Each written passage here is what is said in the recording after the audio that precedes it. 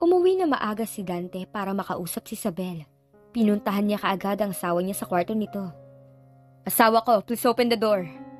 Pakiusap ni Dante habang kumakatok sa pinto. Nagantay pa siya ng ilang minuto pero walang sumasagot o nagbukas ng pinto. Pinihit niya ang doorknob. Nagtataka siyang hindi na yun nakalock. Pumasok siya sa loob ng kwarto ng asawa niya. Wala sa loob si Isabel. Pumunta siya ng banyo pero wala pa rin ito ron. Nilapitan niya ang closet at binuksan. Nakahinga siya ng maluwag na kumpleto ang mga damit ni Isabel. Dali-dali nang lumabas siya sa kwarto ng asawa at diretsyong pumunta sa parking lot. Naisip ni Dante na baka umuwi ito sa magulang nito para magpalamig at para huminga ng sama ng loob. Kaya in-start na niya ang makina ng kanyang kotse at pupuntahan niya ang asawa niya sa bahay ng biyanan niya. "Asawa ko, please naman oh. Don't you ever leave, please." Pakiusap na sabi ni Dante. Nakarating kaagad siya sa bahay ng mga magulang ni Isabel. Nagtataka ang mama ni Isabel na biglang napadalaw ang manugang nila at gabing-gabi na. "Good evening po, ma. Itatanong ko lang po kung dito si Isabel." "Ha? Bakit? Umalis ba siya na hindi nagpapaalam sa'yo?" Mukhang may tampuhan ng mag-asawa. Umalis ang anak niya na hindi alam ni Dante. "May konting tampuhan lang po. Nagbabaka sakali lang po akong dito siya dumiretso." Pagsisinungaling na sagot ni Dante. Hindi niya kayang tumingin sa mga mata ng ina ni Isabel. "Ganun ba? Naku, yun talagang batang yun. May pagkaisip bata. Sana iho, habaan mo pa ang pasensya mo dyan sa anak namin na yan." Tumango ng ulo si Dante. Napaka-independent ni Isabel. Kaya hindi na nasanay na may kasama sa loob ng bahay. Pero mabait naman na bata ang asawa mo. Medyo bata pa naman to. Alam namin na may kasalanan kami sa anak namin. Nung pilitin namin kayo na magpakasal. Labag sa loob ng anak namin yun. Dagdag na sabi ng ina ni Isabel.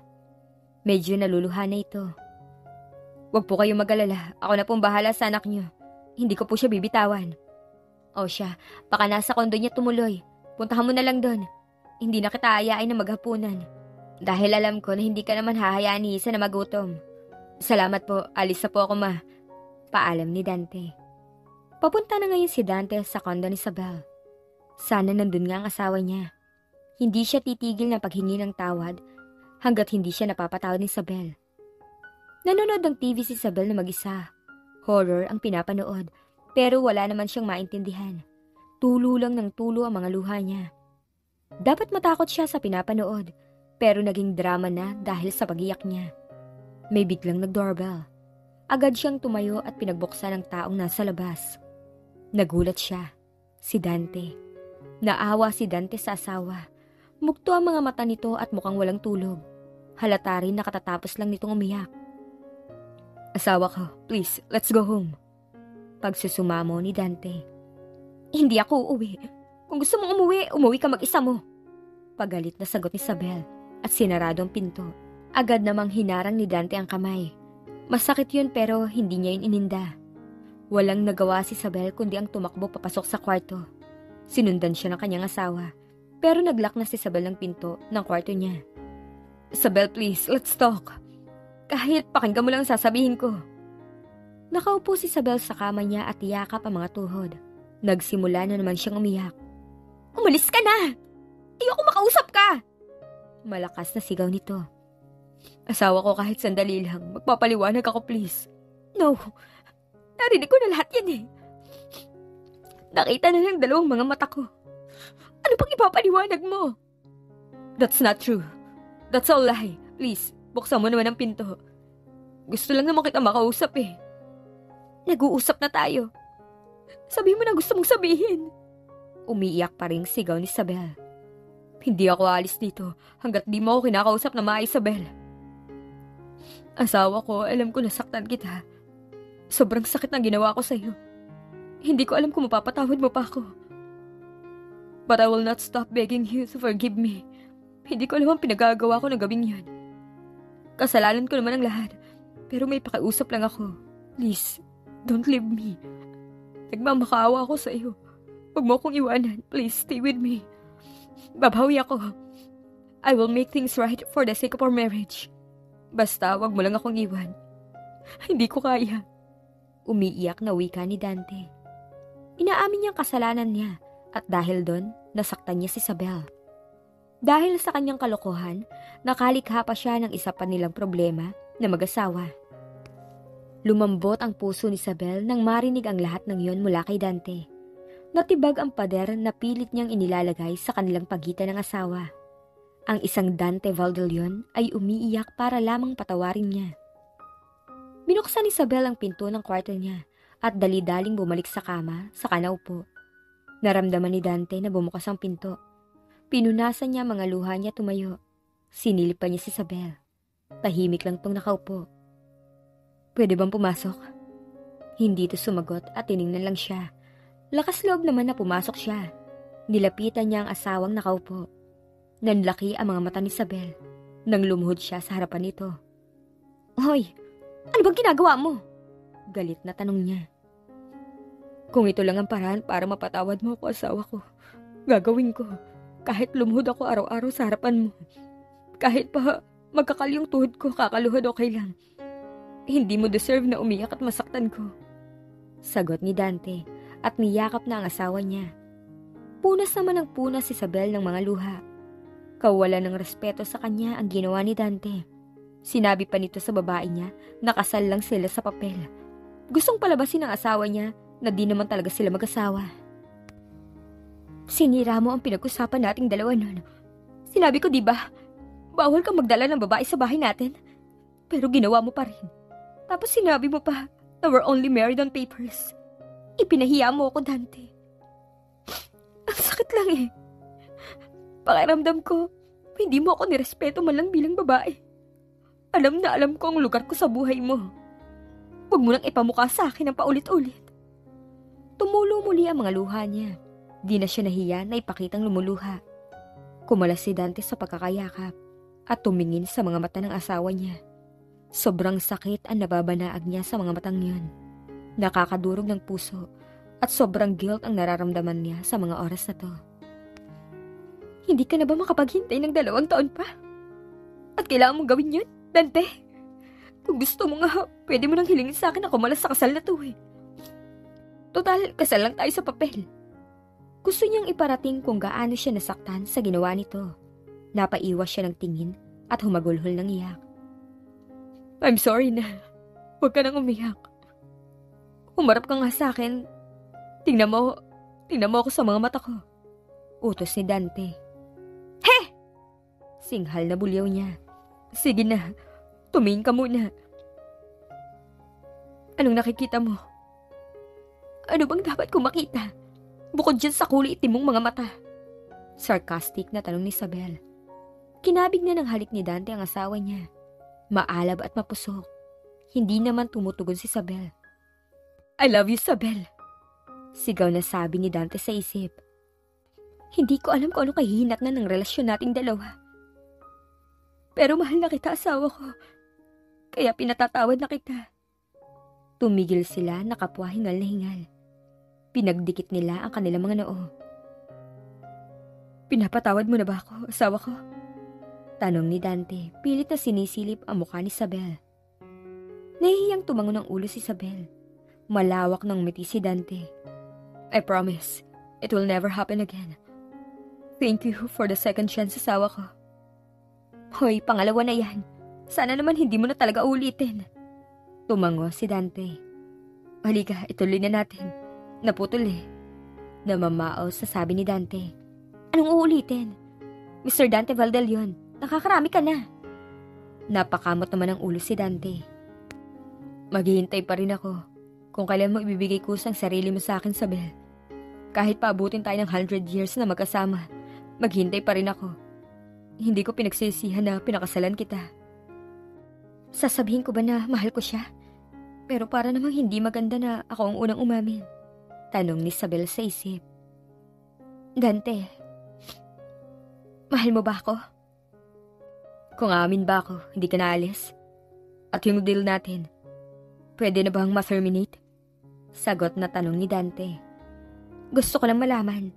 Aminin mo na kasing mahal mo ako. Asawa ko, imulat mo ang mga mata mo at talasan ang isip. Talasan ang pakiramdam at malalaman mo ang nais mong malaman. Ang hirap mo kausap. Makakaalis ka na nga. Isabel, if you promise me that you will never leave me, I will tell you. But for now, I like you, I really do. You are special to me na ayoko mawala sa buhay ko. I also like you. Pag-amin din niya. Asawa ko, thank you so much. You don't know how happy I am. Sabi ni Dante, handa pa rin magtiis si Isabel habang gusto pa siyang makasama ng asawa niya. Malay natin ang pagkagusto ni Dante, mauwi sa love na hindi imposible.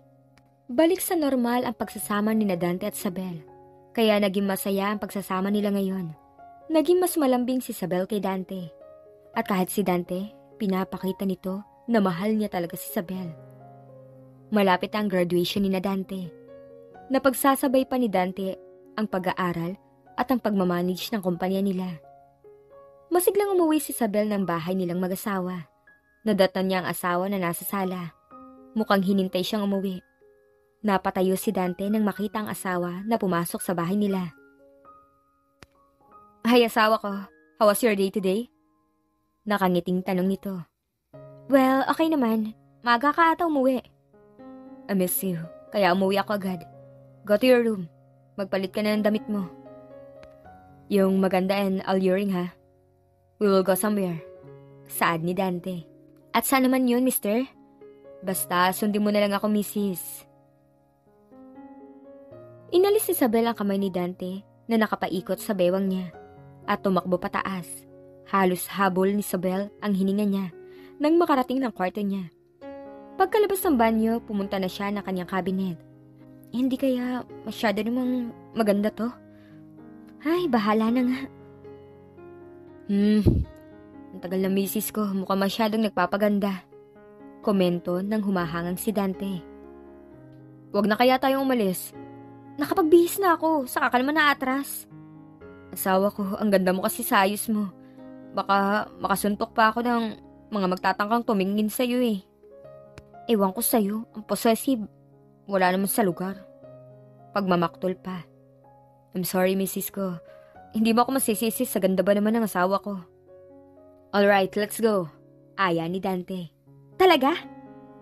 Hawak kamay silang palabas ng bahay nila at pagkalak ng pinto ng bahay, sumakay sila ng kotse. Habang lulang sila, hindi binibitawan ni Dante ang kamay ng kanyang asawa. Napapangiti na lamang si Isabel sa pinapakita ng asawa niya. Nakarating naman silang ligtas sa kanilang pupuntahan. Dito talaga tayo kakain? Yes, asawa ko. Do you like it? Of course, I like it. I love it nga eh. Grabe, ang ganda rito. Masayang sagot ni Isabel. This is our first date. So, gusto ko special to para sa'yo. Thank you, mister ko. Dante nodded. At maya-maya pa ay tumawag na sila ng waiter. I want steamed fish fillet, roasted asparagus, pistachio soup, and add 2 orange juice and cheesecake. Sabi ni Dante sa waiter. Anything else, sir? Add water please. Singit na sabad ni Isabel. Okay, add water also. Anything else you want?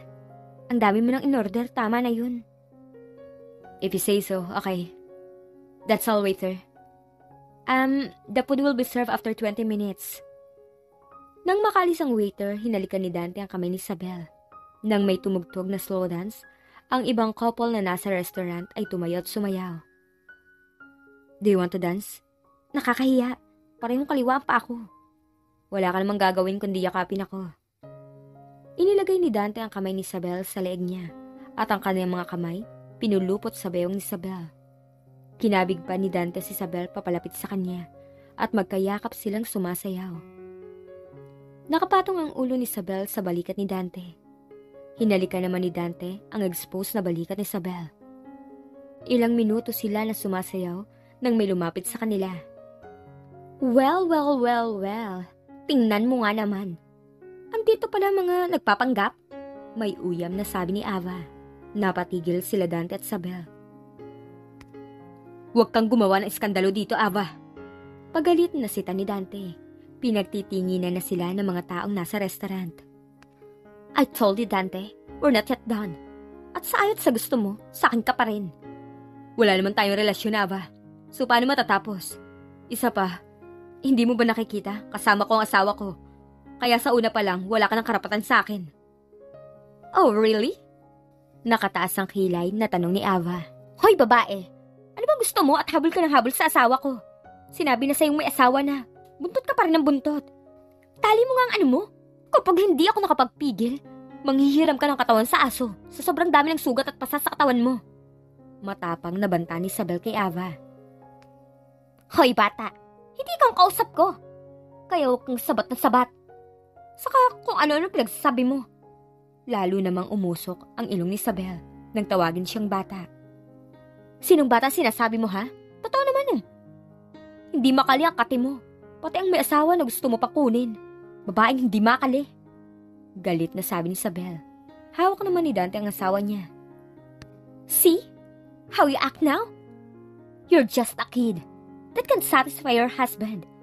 Hindi mo nga kayang tabihan niyang asawa mo. Asawa ka ba talaga niya? Nakanti ni Ava ang pride ni Isabel at napatingin to sa asawa niya. Doon na umiyak si Isabel. Don't cry, asawa ko. Huwag mong isipin ang mga sinabi niya.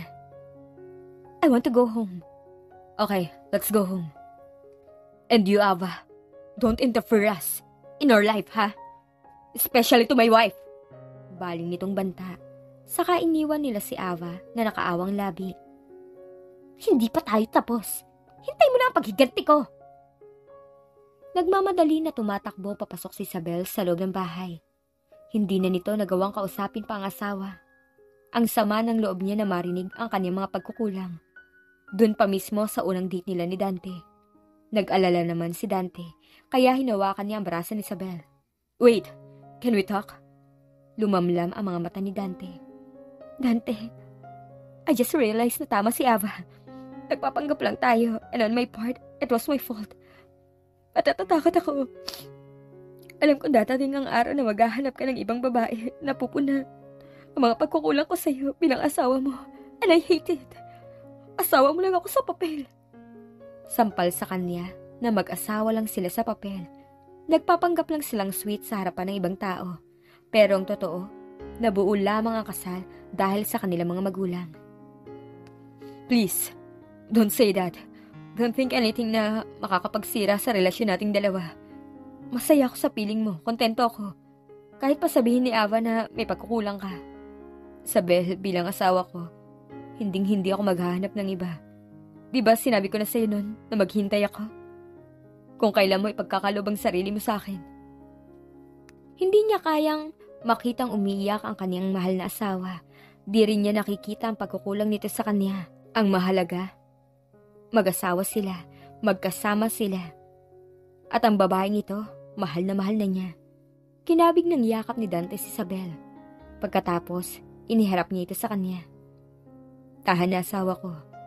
Tandaan mo, nasayong-sayo lang ako. Hindi ako titingin o hahanap pa ng ibang babae. Dahil lang sa may pagkukulang ka. Makita lamang kita buo ng araw ko. Makasama lang kita. Masaya na ako. Ikaw lang tanging kailangan ko. Mahal kita, Isabel. Punong-puno ng sincerity na sabi ni Dante. Habang pinupunasan nito ang mga luha ni Isabel. Napatitig si Isabel sa mga mata ni Dante. Napapikit ng kanyang mga mata nang magdampi ang kanilang mga labi. Mahal na rin kita, Dante. Kaya handa na ako ibigay ang sarili ko sa iyo. Ikaw lang naman ang hinihintay ko. Pag-amin ni Isabel. Nanlaki ang mga mata ni Dante sa pag-amin ng asawa. Nagdiriwang ang puso niya na mahal din siya ni Isabel. Buong pagsuyo na hinalikan sa labi nito si Isabel at walang ano-ano, biglang binuhat ni Dante si Isabel. Saka nilamukos ng halik ang labi ng asawa. Hindi napuputol ang halikan nila na tumataas ng hagdan. Dahan-dahan naglalakad papunta sa kwarto ni Isabel si Dante. Matiim lang itong nakatitig sa mukha ng asawa niya habang buhat ito. Ibinaba ni Dante ang asawa sa kama. Saka siya umupo para magpantay ang mga tingin nila. Mahal mo na ba talaga ako? Oo nga, maikling sagot ni Isabel. Sigurado ka ba?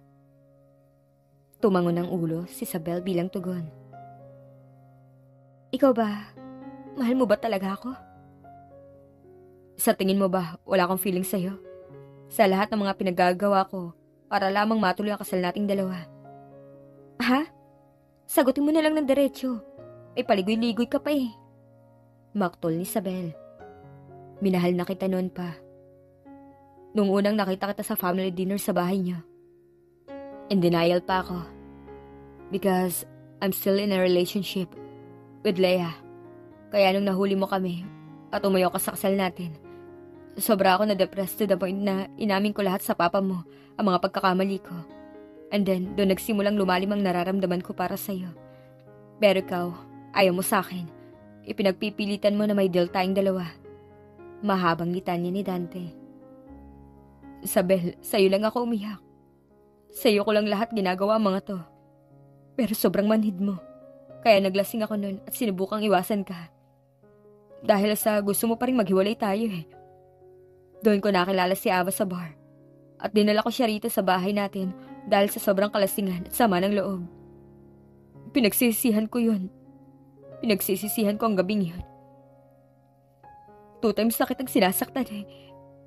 Kaya lang, talaga nasasaktan din ako. Now tell me, hindi pa rin ba kita mahal? Dagdag pa niya na umiiyak habang sinasabi ang lahat ng yun. I'm sorry. You don't have to say sorry, asawa ko. Mahal kita.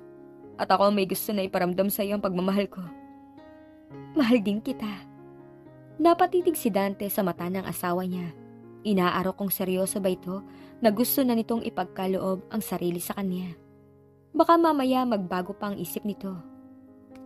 Hindi naman ako nagmamadali.